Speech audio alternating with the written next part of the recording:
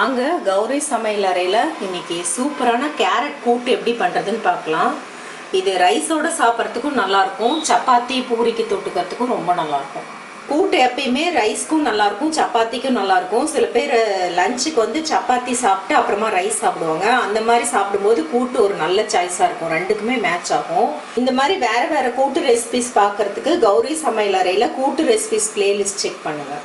கூட்டுக்கு துவரம்பருப்பு சும்மா ஒரு 3 டேபிள் ஸ்பூன், ஒரு கை அளவுக்கு கொஞ்சம் மஞ்சத்தூள் போட்டு வேக வச்சு வச்சுருக்கேன். இப்படி மலர்ந்து வெந்திருக்கு. கேரட் 2 கேரட் கட் பண்ணி வச்சுருக்கேன், ஒரு பவுல் வர அளவுக்கு.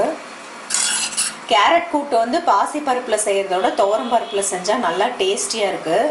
நீங்கள் துவரம்பருப்பு பதிலாக பாசிப்பருப்புலேயும் இதே மெத்தட் செஞ்சுக்கலாம். பாசிப்பருப்பை வந்து ட்ரை ரோஸ்ட் பண்ணிவிட்டு வேக வைக்கணும், இல்லை 2 பருப்பும் மிக்ஸ் பண்ணி போட்டு கூட செஞ்சுக்கலாம். இது 2 டேபிள் ஸ்பூன், அது 2 டேபிள் ஸ்பூன் போட்டு கேரட்டை இதில் போட்டு வேக வைக்கும் போது அது இன்னும் நல்லா மசிஞ்சு வந்துடும். இது நல்லா மலர்ந்து வெந்திருக்கு. கேரட் சீக்கிரமாக வெந்துடும். இப்போ இதில் கேரட் ஆட் பண்ணிக்கலாம். இந்த கேரட்டையும் இதில் போட்டு இன்னும் கொஞ்சம் தண்ணி ஆட் பண்ணுறேன்.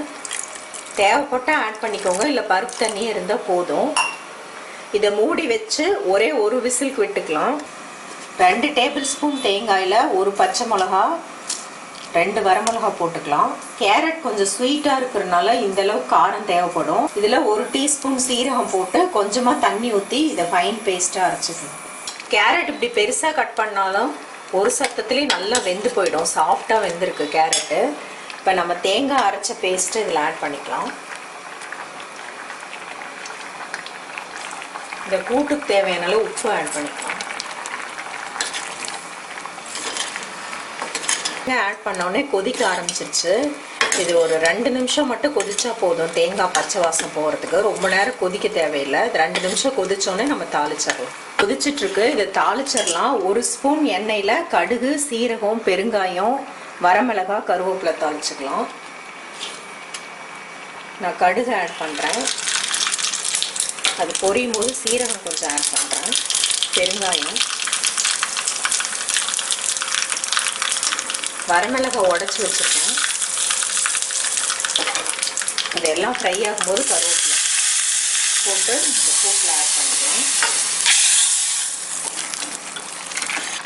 கொஞ்சம் கொத்தமல்லி ஆட் பண்ணிக்கலாம். கூட்டெல்லாம் கருவேப்பிலை கொத்தமல்லி போட்டு ஒரு கொதி விட்டுட்டிங்கன்னா கெட்டு போகாமல் இருக்கும். ஏன்னா இதில் தக்காளி புளி எதுவுமே கிடையாது.